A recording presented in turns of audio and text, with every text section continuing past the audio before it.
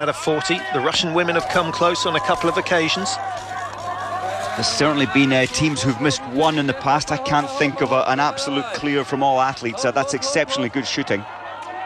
But will L'ABEE-LUND, he's got a 40-second cushion.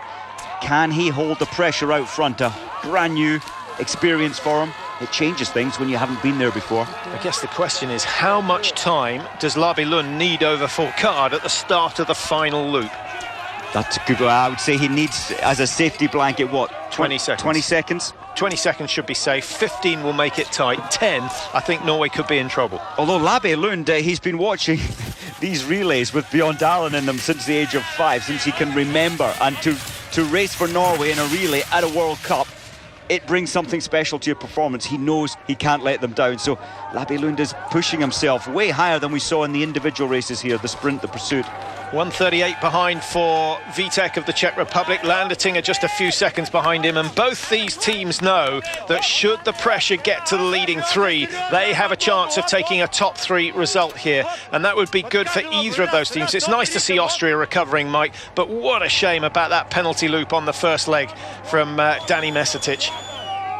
Disappointment for Germany. They'll be racing for pride at the moment, and Pfeiffer will want a very good shoot in the stand position if he wants to avoid some bad press tomorrow morning. Yeah, very much. The best improved teams, the Czech Republic, were ranked 10th at the end of last season. They're performing really well today, and also Slovakia ranked 14th and up into, what, 7th position at the moment.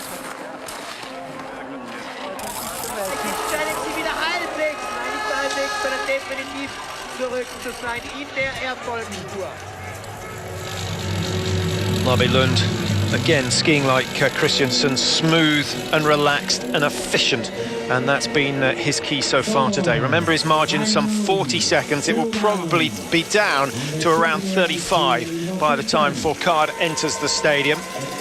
Again, Mike, if he can get 3 or 4 shots down before FOURCADE appears. Then I love the way he's approaching the range. He's not doing anything different. You don't feel tension in his face or his body. He's trying to keep it so normal.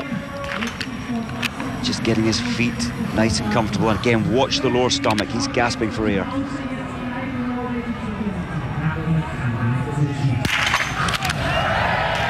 That will settle a few Norwegian nerves. Smack in the 9 ring. Very good shooting indeed. One more to go for L'ABEE-LUND, and victory is assured. They've taken 41 rounds to clear 40 targets. That is the best performance we've seen, certainly for the last 5 years. I think it may be the best performance we've seen in the last 10 years as far as the men are concerned. And it gives Martin FOURCADE of France no chance whatsoever. He is now fighting for second. MALYSHKO for Russia. Last year's overall champion FOURCADE for France. Well, no contest. No contest. MALYSHKO now has to defend 3rd position, and that change of psychology halfway through a shoot, Mike, must be quite difficult to cope with. Oh, it is, and look at MALYSHKO. He's had to try, and he realizes he probably wouldn't stay with FOURCADE on the track, so he shot fast, but it hasn't worked. Now, if he misses one more, we're going to be looking at the Czech Republic and Austria to challenge for a podium. But he's cleared it eventually as the 2 chasers come into the range. And so no medals at stake, you feel. Just a little bit of pride.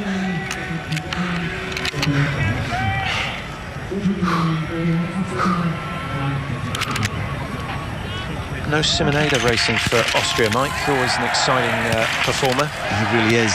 He's been shooting so well, Ada, but not skiing fast. They put the older veterans in. That's how to do it. They needed more of that earlier on in the race. An excellent performance to wrap it up for Dominik Landertinger of Austria. Vitek just needs to keep it relaxed, snatch the final shot. Can Pfeiffer make up for his mistakes in the pro?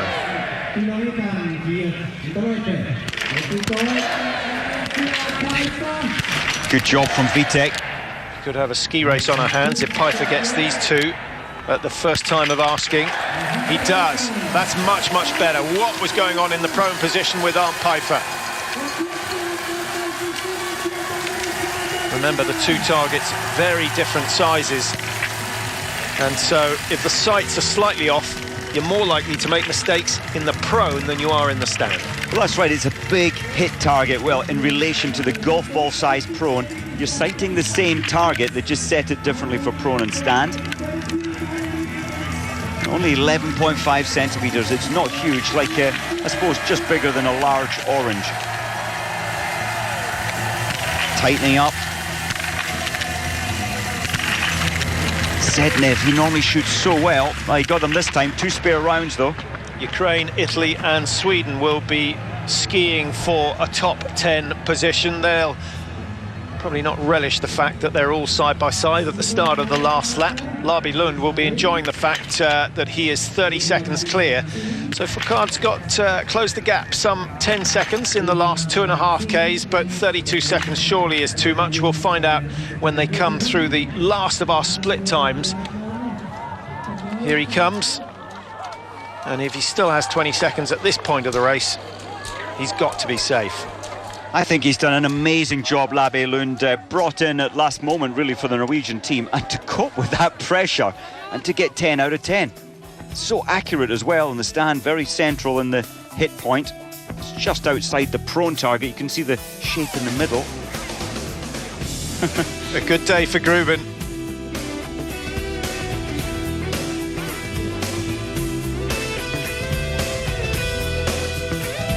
Does he look tired or what?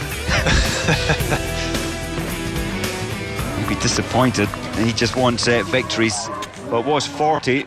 Yeah, he's given up the chase. He got it down to 32 at one stage, but Martin Fourcade, I think, deciding just to ease up on his way through. Here come Russia. And Russia leaving the range. There's still 30 seconds between themselves and Austria, so it's a little bit of a procession. Nothing like the drama we had yesterday in both pursuit races. Absolutely brilliant. I think those are the best races we've seen for a while. Although, having said that, last year Hochfilzen produced similar finishes in the pursuits, and that is why the pursuit is now the #1 race. And the difference really, Mike, head-to-head certainly, but the difference between the pursuit and the mass start is that you have 60 in the race rather than just 30. That's right, and of course the first mass start's coming up in Pokljuka next weekend. Always, for me, the pursuits are great, but then you get the 30 best ranked at this moment, starting side by side.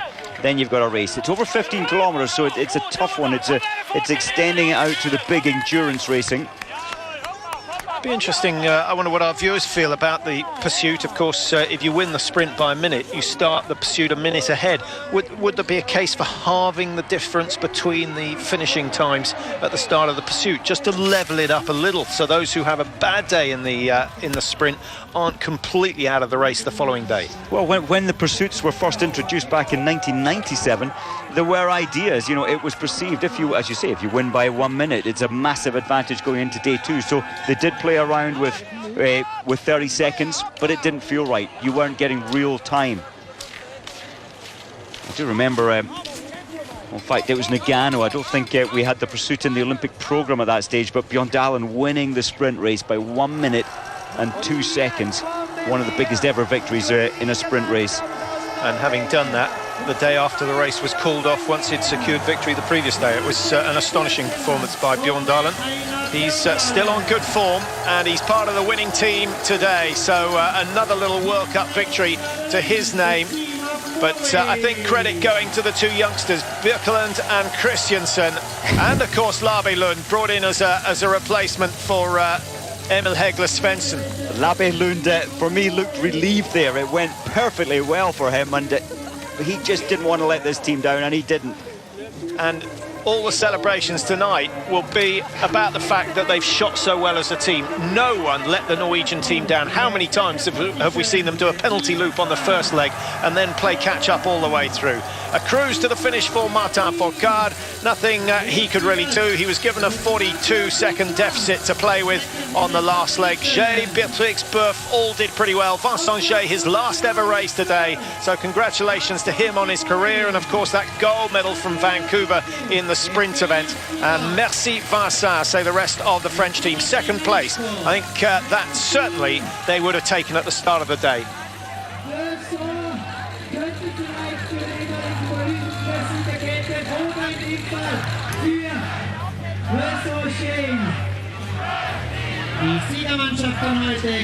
Well, it's been a long and distinguished career for Vincent. Just a shame that he hasn't had a little more success in his last 2 seasons. 3rd place for Russia today. A very strong team, the strongest on paper by some margin. SHIPULIN, MAKOVEEV, USTYUGOV and MALYSHKO. But Russia requiring 9 spare rounds. That really the difference between themselves and Norway.